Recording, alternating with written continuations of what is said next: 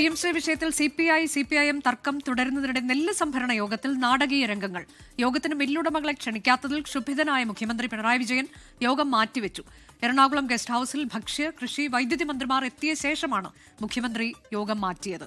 വിഷ്ണു സുരേഷ് വിവരങ്ങളുമായി. വിഷ്ണു, ഈ യോഗത്തിൽ ഉദ്യോഗസ്ഥരും മന്ത്രിമാരും മാത്രമാണ് പങ്കെടുക്കുന്നതെന്ന് മന്ത്രി അറിയിച്ചിട്ടും എന്തുകൊണ്ടാകാം മുഖ്യമന്ത്രി ഇങ്ങനെയൊരു നിലപാടിലേക്ക് എത്തിയത്?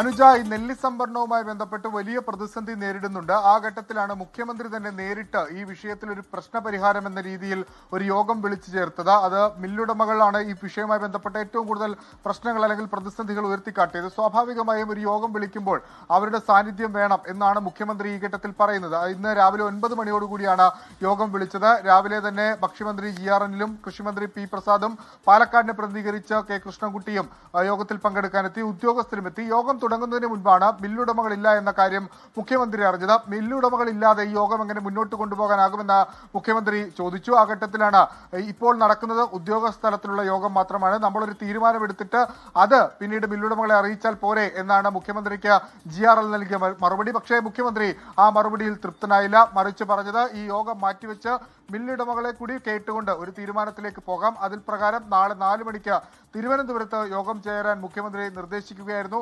ഈ CPI-CPM തർക്കമൊക്കെ നടക്കുന്നതിനിടയിലാണ് CPI മന്ത്രിമാർ പങ്കെടുത്തൊരു യോഗത്തിൽ ഇത്തരത്തിലൊരു സംഭവം ഉണ്ടായതെന്നുള്ളതും ഏറെ ശ്രദ്ധേയമാണ്. അത് ഏതെങ്കിലും തരത്തിൽ മുന്നണിയിൽ മുറിവുറുപ്പുണ്ടാക്കുമോ എന്നുള്ളതും പ്രധാനപ്പെട്ട ചോദ്യമായി തുടരുകയാണ്. മുഖ്യമന്ത്രി ഇടപെട്ടാണ് ഈ യോഗം മാറ്റിവെച്ചത് എന്ന് പിന്നീട് ഉദ്യോഗസ്ഥരും സ്ഥിരീകരിച്ചിരുന്നു. അനുജ, അതാണ് വിഷ്ണു സുരേഷാണ് വിവരങ്ങൾ നൽകിയത്.